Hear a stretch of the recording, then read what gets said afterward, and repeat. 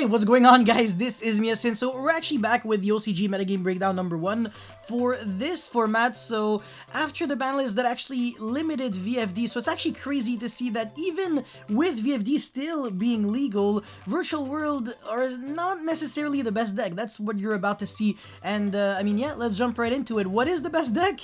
Same as last time, Tri-Brigade again, man, with 9 representation. This is actually covering 11 events, by the way, from 75 top performing decks, so it is actually you know, a good amount of data. So Tri-Brigade still stabilizing itself as the best deck. Zodiac, of course, pure Zodiac getting the second place. Now the really shocking thing is actually Thunder Dragon with Virtual World pretty much like on par. Why? Thunder Dragon, how can they be that good? And now Chaos Thunder Dragon is actually the most popular version to play in Thunder Dragon, so it's actually insane because I can definitely see Thunder Dragon being really good against Tri-Brigade. You know, they are cut off from Tenki, Nerval, and stuff like that. But against Zodiac, all it really does is stop Tenki. Apart from that, I mean, Zeus completely demolishes Super Bolt. It's not even funny. And then Virtual World, yeah, I mean, yeah, Lulu, King Long, ooh, okay, yeah, it's actually pretty disgusting against Virtual World. Oh man, but the Thunder Dragon, I'm really surprised. I really thought it would be like super down, but let's just try to see if this is just going to be a trend, or if, like, you know, I mean, just, I don't know, maybe a fluke for this time, or it's actually going to, you know, people are actually going to jump into Thunder Dragon more, and it's actually going to become even better, so we never know. Anyways, Code Talker is actually the 5th best deck, so I think we can actually finally, you know, I don't know, confirm the hypothesis that Code Talker and Adignister are the best Cybers decks. Adignister, though, this time getting only 2. Last time it was 1, and Code Talker was, I believe, at 3. So Code Talker is actually becoming a bit better. And then this is super shocking. I have no idea how Danger... And that, by the way, that means nothing. Danger, what is Danger? It's no longer Danger Tempest Magician FTK because that got banned, so what the heck is this? Oh my god. And then Eldritch is down here? What? It was like the 3rd best deck. This is crazy. Okay, 2 Eldritch, 1 Ancient Warriors Eldritch, jeez. 1 Lawn Mowing, and then 1 Zodiac. Yeah, I mean, I don't know. I guess always, what we always see is pure Eldritch being like always kind of, I don't know, taking more top cut spots than every other build. And if people want to play Zodiac cards, they just play pure Zodiac. They don't really try to play Zodiac Eldritch, whereas in the TCG, it's the exact opposite. People play Zodiac Eldritch, but they really don't play pure Zodiac. So really interesting. Then we've got Sky Striker. I'm still shocked to see Sky Striker still low on the list because I feel like it has a pretty respectable matchup against so many decks. And then Shaddoll, yeah, Shaddoll is also much better in the TCG. I don't know if there's a difference between our formats, because you don't necessarily need to play Nadir Servant, and I do agree with Invoked Shaddoll being like the best version of the deck. Well, at least in the OCG, and in the TCG, I agree at like 90-something%, but yeah, I mean, yeah, it's probably the format for Invoked Shaddoll. Trap Shaddoll is obviously insane, but I don't know, Invoked Shaddoll can definitely inherently break boards because of the weird continuous effect that Meltdown has. It's not even just the search Alistair, and that's it, that's all, so yeah. Adamantipator, whatever. Endymion, Phantom Knight, okay, still, you know, they're always there. Orchist, Adignister, Altergeist, Drytron, Hero, Kaiju Luna, let's freaking go. Numeron, Salamangreat, Shudraco, Windwitch Burn, the frick? And Zephyra.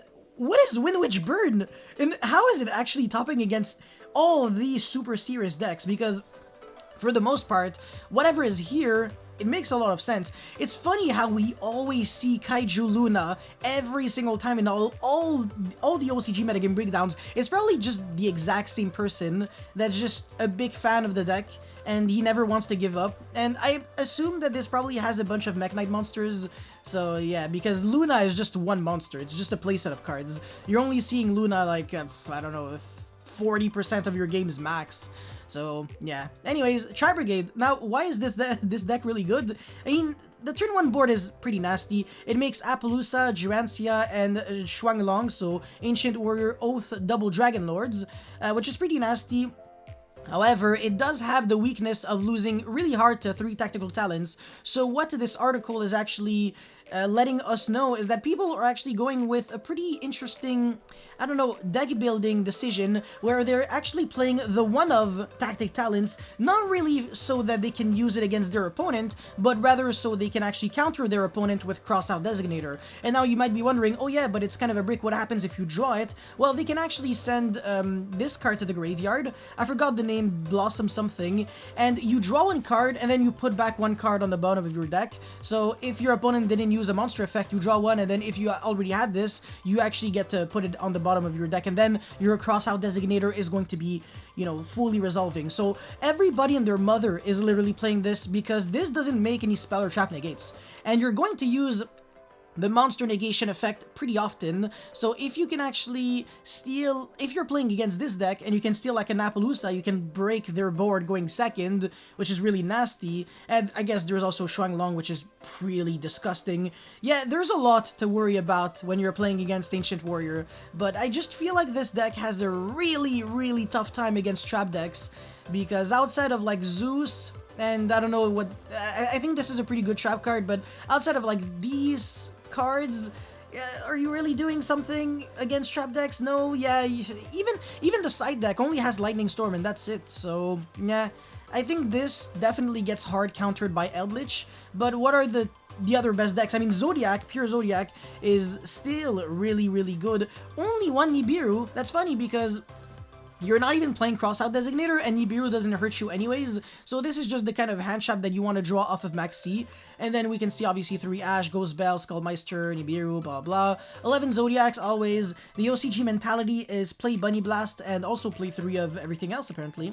And then 3 Desires, whatever, Tenki, 3 Tenki again, the Barrage, Harpy's Feather Duster, 41 card deck I guess. Double Solemn Judgment, is there something I'm missing? Alright, this Osa is actually, now there's actually a really logical reason to play it, and as you can see, he's not playing Megaclops, so he's actually opted to play more of the Zodiac Xyz and still fit in, squeeze in the Osa, because you can actually get hit by Contact C, and I'm going to make a full card review on this card really soon, but basically you cannot summon any monster, like special summon from the extra deck, like Xyz, Ling, Fusion, whatever, unless you specifically use Contact C as a material, or recall correctly, and this is basically just 2 monsters including an Earth, so if your opponent gives you the Contact C, you can always play.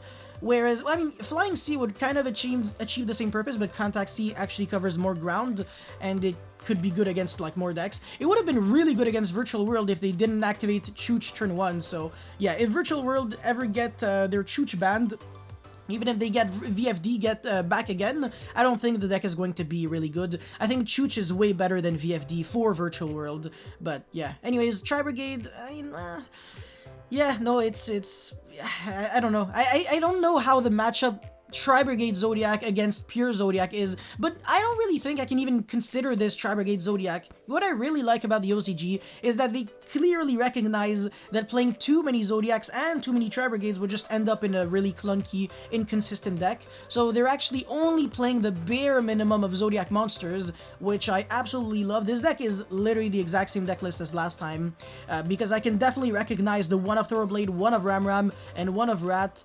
Is he even playing Megaclops? Also not playing Megaclops, right? No. Oh wow. So nobody with Zodiac cards is playing Megaclops. Interesting. Food for thought. I don't think people lose to Megaclops anymore, because everybody and their mother can summon Zeus, so yeah, your monster is still affected by Xyz monsters. But yeah, pretty good deck list. How many hand traps is that? 2, 5, 8, 9, 12 hand traps, 3 Cyclone, Tactic Talents, but yeah, no Crossout. Still pretty good deck, and yeah, I mean, let's try to figure out what the third deck is all about. So Thunder Dragon, but again, they do have Super Bolt, which is just there, as you can clearly see. They are playing the Train cards, and 2 Mind Control.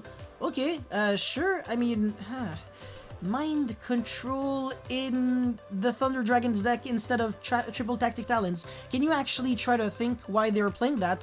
it's solely because everybody is playing at least 1-3 tactical talents in their deck, so in order to counter it, they're actually playing Mind Control because they can be assured that this is actually going to successfully steal going second. So you don't really have to worry about Appaloosa when you're going second, but at the same time, when you're going first, this is not like a baby called by the grave in a way, whereas Tactic Talents is really good going first if you get hand trapped, and really good going second at breaking boards. Mind Control, less utility, but it's harder to counter. In a way, you need specific spell and trap negates, and you can't just go cross out again, but pretty good deck list. He's not even playing the Batteryman Solar, which I like because Lone Wolf is all you really need. And then 3 of pretty... I mean, he's basically maxing out on all the Thunder Dragon cards. Hawk is just at 1 and Beast is just at 2. It's just, you know, the ban list for them, because in the TCG we have both of them at 3, but not in the OCG. And then the Aeon, it's a good card because it's searchable anyways. This would make VFD, but... no, why is this card played? Is this better than I actually... I don't know, yeah, maybe, but again, we don't have Super Volt, so there's no reason to even consider this. And 3 Desires, 3 Upstart, and 3 Allure, that's really nice. So if you side in like Kaiju's, Sphere Mode, stuff like that going second, you're pretty much always going to draw them, but none of that here. I guess Gamma is also a decent one. You can activate so many draw cards. If your opponent chooses to negate one day, you just go Gamma, and then they go, oh crap. And you can make Chaos Ruler with the Gamma into Driver. Ooh, that's interesting. Also, Chaos Ruler can be summoned in another way.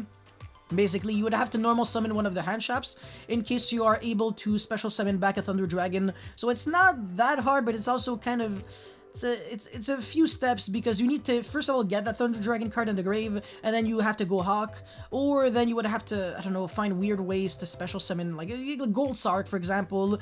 Then we start getting into those, I don't know, sketchy 5-card combos and stuff. Vanity's Emptiness, literally, I always forget that this card is not banned in the OCG, and why is this guy the only one in the world that plays Vanity's Emptiness? In the TCG, people would be playing Vanity's Emptiness Turbo. They would be playing Curious Griffin, Master Key Beetle, all of that bullshit, just so you always get completely cucked by Vanities. But wow, and also in the TCG, people don't play this version of the Tri-Brigade deck. They play Lyrilusk Tri-Brigade instead with the Wind Barrier statue, but this I just feel like it's better, honestly. It makes more sense to play something like this, but yeah. Anyways, that's kind of it for Thunder Dragon, right? Yeah, that I pretty much explained everything that our boy, is it Akira again? Let's see. Yo, of course, my guy, man, always hooking us up. And also, he also included Virtual World, even though it was kind of a tie between these two decks. So we actually got 4 for the price of 3, which is a beautiful package deal. So let's try to see. Oh, yeah, I mean, it's Virtual World. There's no innovation anyways, but there's technically something that's a bit different. So again, he's playing 5 hand traps, which... Oh, no, sorry. I'm so sorry. He's playing Gamma too. So he's actually playing more hand traps than the average human being, but he is playing 2 Desires instead of 3. He's playing Crossout as well. No Tactic Talents, interesting. The deck can still make VFD, so you don't really have to be scared of Tactic Talents. You just shotgun on draw phase or standby. And then he's playing 14 Virtual World monsters instead of the average 15, since Nyan Nyan has been cut from 3 to 2. And then apart from that, I can't really notice anything unusual. His extra deck is just the good old extra deck that we used to have in the TCG. And by good old, I mean bad old. I'm really happy these days are over. And yeah, I mean, Dark Ruler, Tactic Talents, Lightning Storm. Oh, really like the variety here. So actually playing a bunch of cards as 2-ofs. And of course, completing the playset of Maxi with the 3rd one in the side deck. That's what we see quite often with Virtual... I mean, just OCG players in general. And then the 1 Pankratops, because I'm pretty sure it's limited anyways. And Red Reboot, which I know for a fact it's limited. Otherwise, everybody and their mother would be playing 3 Red Reboot in all the Zeus decks. So you see, Red Reboot. Oh, only 2 macro though. Oh, pretty shocking. But in conclusion, that's pretty much it. I mean, Zodiac and Tri-Brigade definitely managed to stabilize themselves as the best decks, and then Virtual World it's definitely there. Thunder Dragon is the really big shock here. But you can't really say that Thunder Dragon is better than Virtual World. Remember that it is a tie, and Thunder Dragon just came out of nowhere, whereas Virtual World was always staying comfortable at this spot.